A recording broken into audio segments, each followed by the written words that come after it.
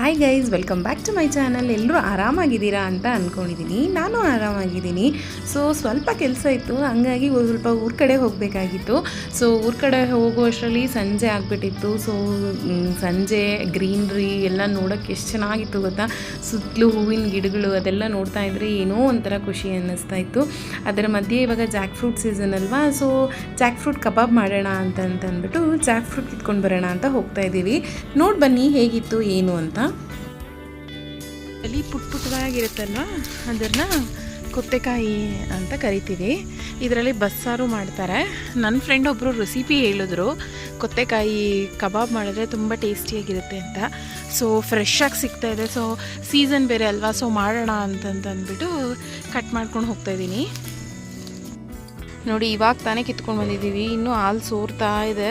Fresh ಆಗಿದೆ ಅಂತ ಅರ್ಥ. ಇದನ್ನು ಕಂಪ್ಲೀಟಾಗಿ ಕ್ಲೀನ್ ಮಾಡ್ಕೊಬೇಕು. ಕ್ಲೀನ್ ಮಾಡಿಕೊಂಡು ಮಾಡೋಣ.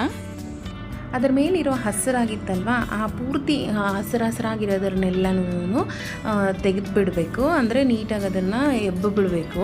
ಅದನ್ನೆಲ್ಲ ಕ್ಲೀನ್ ಮಾಡ್ಕೊಂಡ್ಮೇಲೆ ಈ ಥರ ಇರುತ್ತೆ. ಒಂದು ಸತಿ ವಾಶ್ ಮಾಡಿಕೊಂಡು ಅದನ್ನು ನೀಟಾಗಿ ಪೀಸಸ್ ಆಗಿ ಕಟ್ ಮಾಡ್ಕೊಳ್ಬೇಕು.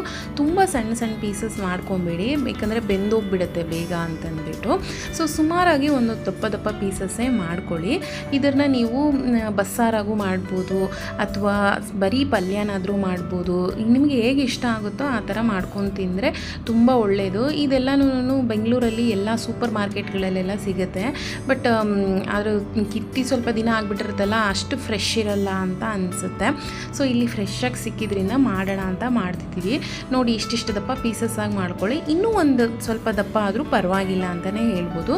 ಇದಕ್ಕೆ ಒಂದು ಅರ್ಧ ಅಥವಾ ಒಂದು ಕಪ್ಪಷ್ಟು ನೀರು ಹಾಕಿಬಿಟ್ಟು ಒಂದು ಅರ್ಧ ಅಥವಾ 1/4 ಚಮಚ ಅಷ್ಟು ಮಾತ್ರನೇ ಉಪ್ಪಾಕಿ. ಬಟ್ ಜಾಸ್ತಿ ಉಪ್ಪು ಹಾಕಕ್ಕೆ ಹೋಗಬೇಡಿ. ಉಪ್ಪು ಹಾಕಿಲ್ಲ ಅಂದರೂ ಪರವಾಗಿಲ್ಲ. ಒಂದೇ ಒಂದು ವಿಷಿಲ್ ಬಿಡಿ ಅಷ್ಟೇನೆ. ಅದಾದಮೇಲೆ ನೋಡಿ, ಇದನ್ನು ವಾಟರ್ ಎಲ್ಲ ಇರುತ್ತಲ್ವ, ಅದನ್ನು ಕಂಪ್ಲೀಟಾಗಿ ಈ ತೂತು ಪಾತ್ರೆ ಬರುತ್ತಲ್ವ ಅದರಲ್ಲಿ ಸೋಸ್ಕೊಂಬಿಡಿ. ಸೋಸ್ಕೊಂಡು ಆದಮೇಲೆ ಇವಾಗ ಮ್ಯಾರಿನೇಟ್ ಮಾಡೋಕ್ಕೆ ಕಬಾಬ್ ಪೌಡರ್ ಹಾಕಬೇಕು. ನಾನಿಲ್ಲಿ ತೇಜು ಯೂಸ್ ಮಾಡಿದ್ದೀನಿ, ಅದೇ ಸಿಕ್ಕಿತ್ತು, ಅದಕ್ಕೋಸ್ಕರ ನೀವು ಯಾವುದು ಬೇಕಾದ್ರೂ ಯೂಸ್ ಮಾಡ್ಕೋಬೋದು. ಏನು ಕಬಾಬ್ ಪೌಡರೆಲ್ಲ ಯೂಸ್ ಮಾಡ್ತಿದ್ದಾರೆ ಅಂತ ಅಂದ್ಕೊಬೇಡಿ. ಕೆಲವರು ಅದು ಅಂತಾರೆ, ಕಬಾಬ್ ತಿನ್ನಲ್ಲ, ಕಬಾಬ್ ಪೌಡ್ರ್ ಯೂಸ್ ಮಾಡ್ತಿದ್ದಾರೆ ಅಂತ. ಇದರಲ್ಲಿ ಅಂಥದ್ದೇನೂ ಇರೋದಿಲ್ಲ. ಜಸ್ಟ್ ಮಸಾಲ ಸಾಮಾನುಗಳೇನಿರುತ್ತೆ ಅದನ್ನು ಹಾಕಿ ಪೌಡರ್ ಮಾಡಿರ್ತಾರೆ ಅಷ್ಟೇನೆ. ಇದನ್ನು ವೆಜಿಟೇರಿಯನ್ಸ್ ತಿಂದರೂ ಏನೂ ಆಗೋದಿಲ್ಲ. ಇದಕ್ಕೆ 1-1.5 ಸ್ಪೂನಷ್ಟು ಶುಂಠಿ ಬೆಳ್ಳುಳ್ಳಿ ಪೇಸ್ಟ್ ಯೂಸ್ ಮಾಡ್ಕೊಳ್ಳಿ. ಶುಂಠಿ ಬೆಳ್ಳುಳ್ಳಿ ಪೇಸ್ಟ್ ಹಾಕ್ಕೊಂಡು ಒಂದು ಅರ್ಧ ಕಪ್ಪಷ್ಟು ಕರ್ಬೇವಿನ ಸೊಪ್ಪನ್ನ ಹಾಕ್ಕೊಳ್ಳಿ. ಕರ್ಬೇವಿನ ಸೊಪ್ಪು ಹಾಕ್ಕೊಂಡು ನೀಟಾಗಿ ಈ ಕನ್ಸಿಸ್ಟೆನ್ಸಿ ಮಿಕ್ಸ್ ಮಾಡಿದ್ರೆ ಸಾಕು. ಅದು 1 ಕೋಟ್ ಅಷ್ಟು ಆದರೆ ಸಾಕು. 1 ಕೋಟ್, ಅದಕ್ಕೆ 1 ಲೇಯರಷ್ಟು ಕೋಟಿಂಗ್ ಆದರೆ ಸಾಕು. ಸ್ವಲ್ಪನೇ ಹಾಕ್ಕೊಂಡು ಕಂಪ್ಲೀಟಾಗಿ ಮಿಕ್ಸ್ ಮಾಡಿಕೊಂಡು ಒಂದು 20 ನಿಮಿಷ ಫ್ರಿಜ್ಜಲ್ಲಿ ಇಟ್ಟು ಮ್ಯಾರಿನೇಟ್ ಮಾಡಬೇಕು. ಕೊನೆಯಲ್ಲಿ ಒಂದು ಅರ್ಧ ಸ್ಪೂನಷ್ಟು ಅಥವಾ ಅರ್ಧ ನಿಂಬೆ ಹಣ್ಣನ್ನು ಹಿಂಡ್ಬಿಟ್ಟು 20 ನಿಮಿಷ ಮ್ಯಾರಿನೇಟ್ ಮಾಡ್ಕೊಂಡು ಬನ್ನಿ.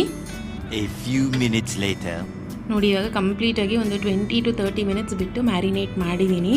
ಎಲ್ಲ ನೀಟಾಗಿ ಕೋಟಿಂಗ್ ಎಲ್ಲ ಆಗಿದೆ. ಒಂದು ಕಡೆ ಆಯಿಲ್ನ ಬಿಸಿ ಮಾಡ್ಕೊಳ್ಳೋಣ. ಬಿಸಿ ಮಾಡಿಕೊಂಡು ನೋಡಿ, ಇವಾಗ ಆಯಿಲ್ ಕಂಪ್ಲೀಟಾಗಿ ಕಾದಿದೆ. ಇವಾಗ ಒಂದೊಂದೇ ಪೀಸಸ್ನ ಹಾಕ್ಕೊಂಡು ನೀಟಾಗಿ ಫ್ರೈ ಮಾಡ್ಕೊಳ್ಳೋಣ. ನೀವು ಬಜ್ಜಿ ಬೋಂಡ ಮಾಡುವಾಗ ಇಮಿಡಿಯೇಟಾಗಿ ಒಂದು ಸ್ವಲ್ಪ ಹೊತ್ತಾಗಿದ ತಕ್ಷಣ ಎತ್ಬಿಡ್ತೀರಲ್ವ, ಆ ಥರ ಎತ್ತಕ್ಕೆ ಹೋಗಬೇಡಿ. ಒಂದು ಸ್ವಲ್ಪ ನೋಡಿ, ಒಂದು ಕ್ರಿಸ್ಪಿಯಾಗಿ ಆಗುತ್ತೆ. ಅದು ಸ್ವಲ್ಪ ಹೊತ್ತು ಬಿಟ್ಟು ಆಮೇಲೆ ಎತ್ತಿ, ಆವಾಗ ಫುಲ್ಲು ಕ್ರಿಸ್ಪಿಯಾಗಿರುತ್ತೆ. ಇಲ್ಲ ಅಂತಂದರೆ ಮೆತ್ತಗೆ ಇರುತ್ತೆ. ಆವಾಗ ನಿಮಗೆ ಕಬಾಬ್ದು ಅಷ್ಟು ಚೆನ್ನಾಗಿದೆ ಅಂತ ಅನಿಸಲ್ಲ. ನಾನು ಆಲ್ಮೋಸ್ಟ್ ಡೀಪ್ ಫ್ರೈ ಮಾಡಿದ್ದೀನಿ. ತುಂಬಾ ಚೆನ್ನಾಗಿತ್ತು. ಮಕ್ಕಳಿಗೆಲ್ಲನೂ ತುಂಬ ಇಷ್ಟ ಆಯಿತು. ನೀವು ಎಲ್ಲ ಟ್ರೈ ಮಾಡಿ ನೋಡಿ. ಖಂಡಿತ ನಿಮಗೂ ಎಲ್ಲರಿಗೂ ಇಷ್ಟ ಆಗುತ್ತೆ. ಇಷ್ಟ ಆದರೆ ಪ್ಲೀಸ್ ಲೈಕ್ ಮಾಡಿ, ಶೇರ್ ಮಾಡಿ, ಕಮೆಂಟ್ ಮಾಡಿ. ಪ್ಲೀಸ್ ಸಬ್ಸ್ಕ್ರೈಬ್ ಮಾಡ್ಕೊಳ್ಳೋದನ್ನು ಮಾತ್ರ ಮರೆದಿಬೇಡಿ. Thank you. ಬಾಯ್.